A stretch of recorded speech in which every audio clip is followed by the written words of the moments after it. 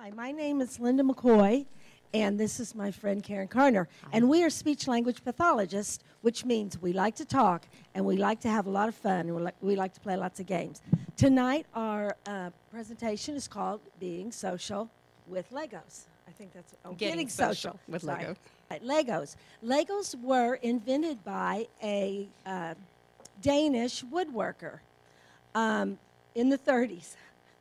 In the 30s, did I say 30s? Yes. Yes, and quickly they became popular in and around where he was working. But succeeding decades, and in the 50s, they started being manufactured as that iconic plastic brick that we know today. And in succeeding decades, they became very popular, and now all around the world, you have people that play with Legos. Educators soon discovered that these Legos would be helpful in their work as well. So following directions, planning, literacy, math, science, technology, engineering, these are all things that Legos could be used for in education. And as speech-language pathologists, we work with persons who have difficulty with communication, who are on the autism spectrum. And there were some special educators, Legoff and some of his colleagues, her colleagues, who started using Lego modeling to work on practicing of social language with persons on the autism spectrum. And they began seeing that they were having good results, lasting results, not just results in the clinic. So let's talk a minute more about what are persons with autism. What are some of their characteristics? So, according to the Diagnostic and Statistical Manual for Mental Disorders, the 5th version, autism is regarded as a neurodevelopmental disorder that interrupts an individual's ability to function competently in the world. The diagnosis involves several characteristics, but the one that we're concerned about tonight is social communication impairment. This can range from a person being unable to talk at all to somebody who really has well-developed speech and language, but they have an inability to use it in a socially appropriate way. You may have heard of the term theory of mind. Having a theory of mind is an ability to understand another's perspective on a topic or a situation. We actually begin developing our theory of mind when we're toddlers, but by the time we reach the age of 4, we realize that there are things that we have to tell other people when they weren't in the place that we were. When something happened, we have to fill them in on all of the details so that they understand what we're talking about. To understand others in this way is to have a theory of mind, and it is to be socially cognizant of our world. As part of theory of mind, we develop our social use of language. In language, we look at 3 different domains. We look at the form of language, which is our syntax, speech sounds put together to make words. We look at verb tenses, plurals, possessives. Those are all the form of language. We also, and sentences, did I say syntax? We also look at the content of language, which is meaning. What's the vocabulary? What does that mean? And kind of encompassing all of those is the use of language. And we call that pragmatics, the social use of language, the appropriate use of language. This encompasses several ideas: dialogue, conversations, telling stories, retelling events that happened. And also in this pragmatic theory, some philosophers came up with the idea of speech acts. That's when you say something, you're actually doing something. And there are a number of speech acts. On your table, there's a little kind of a gingham basket, and there's a blue page, and it lists a variety of speech acts. And this is a classification by Searle. And he said that speech acts, things that we say, could be assertives, directives, commissives, expressives, and declaratives. Later on, we're going to try to analyze some of these in an activity, but those are what we call speech acts. So in a social interaction, we choose the appropriate speech act that fits our message.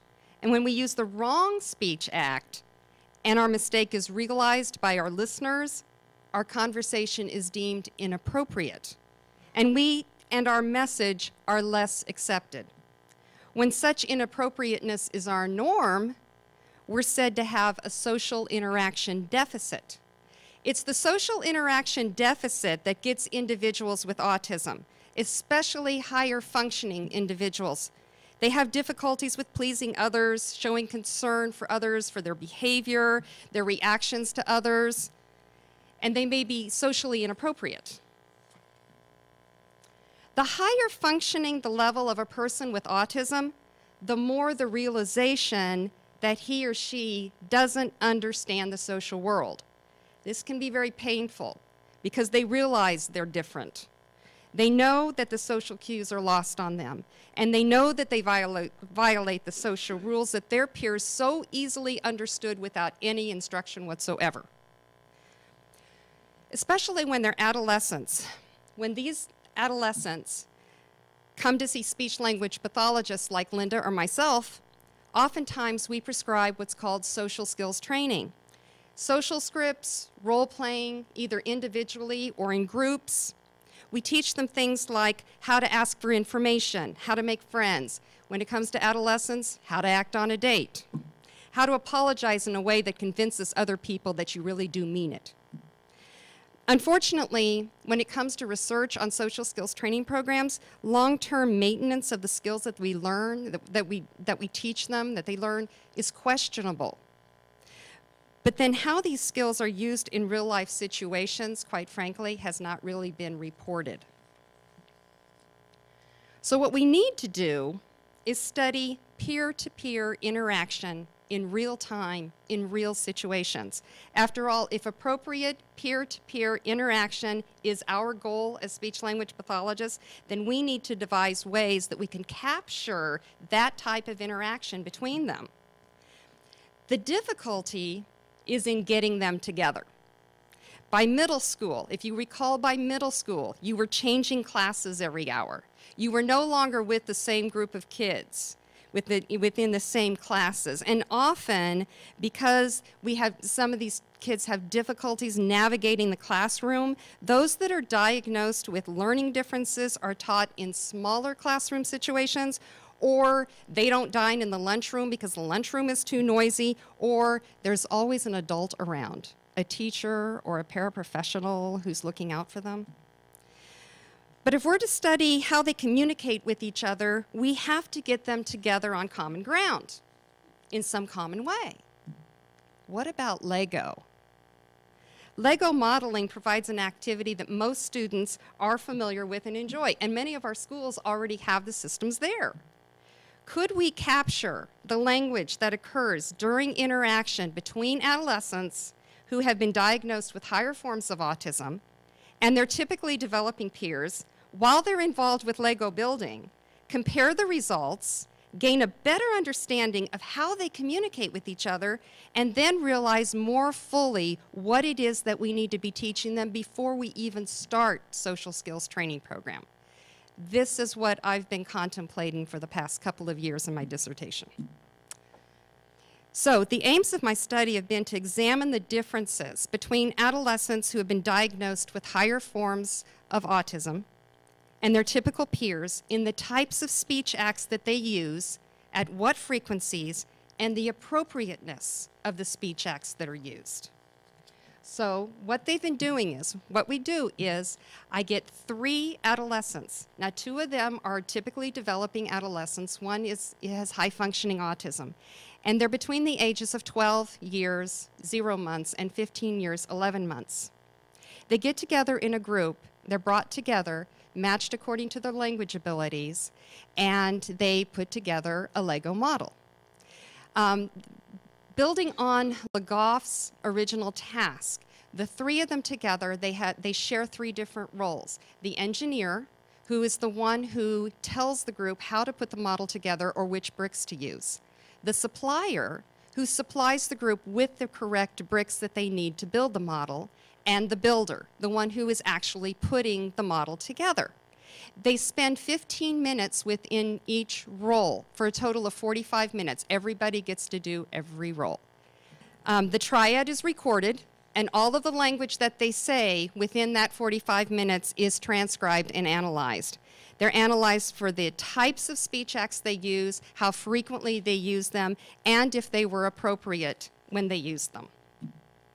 And here's what I found so far. 4 triads have been formed to date, and all the language that has been shared has been transcribed and analyzed. Surprisingly, no significant differences have been found between the 2 groups as to the frequency of the speech acts that they used by type, nor have the differences been found by level of appropriateness. Not at all what I thought. I can think of several reasons for this. One is it could be that the task is just too focused, so it doesn't allow for as much variety between them as we would have expected. 2, the sample size is small. 3, and the one that I find most interesting, perhaps no difference exists when the subject matter is focused. If results continue to remain without significance, it begs the question, if there's no difference in such a situation, then why do we believe there to be? Why do we delegate a student with autism to a separate study situation away from their peers when they may be able to complete tasks such as group work on level with their peers? Think back when you were in middle school and high school, to the experiment in chemistry class, or to the poster project on the economy of South America, or the class debate on whether Social Security should be taxed. All group projects, all a focused topic. Well, while no significant difference has been found to date within this particular study, we at the John A. Morris Speech and Language Clinic are actively using Lego modeling as a way to bring individuals with autism and their typical peers together. During the spring of 2014, we held monthly Lego clubs, where our clients and their siblings were invited to come for an afternoon of building together. This allowed our clients an opportunity to generalize what they were learning in their sessions to something that was more spontaneous and something that was more of a fun activity with their typical peers. This past fall, a faculty member here at USAO allowed us to borrow his typical developing child for a few afternoons. He and our same-aged client that was diagnosed with autism, they were able to come together and practice together, listening to each other, building models together, and just having some real nice spontaneous fun. And what we saw as a result of those sessions was that our client, who was on the autism spectrum, was able to ask questions, answer questions, maintain the topic of the conversation, all the skills that he had spent the entire fall trimester trying to learn. So for our clients, Lego is allowing them to get social. And we look forward to researching the method more and establishing its benefits in the coming trimesters. Thank you. All right, now we're going to let you have the opportunity to be a language scientist. So pull out a blue sheet of paper that you found in the little basket there. And those are the speech acts that you are going to kind of be analyzing in your group. There should be Ziploc bags containing some Lego pieces. At your table, you will collaborate and build a structure, a model, something all together. Now, if you want to decide, if somebody wants to be the engineer and somebody wants to give out the parts, you can do that. But build something together and listen to each other and decide what speech acts are needed in this task. We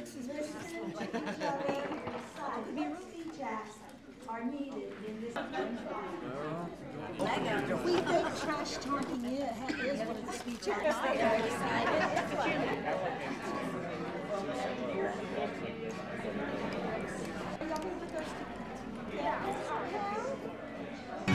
Okay, we're going to call for time. I know you're having lots of fun.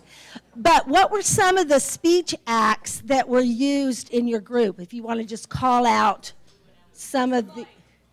Okay, dislike. That was one of the words, okay? And what was that called? What was that categorized as? Expressives tend to voice an opinion or tend to say something out there that really doesn't add any information. It just lets people know what you think. Or that you're there. That you're there. Okay, anything else? Any other speech acts?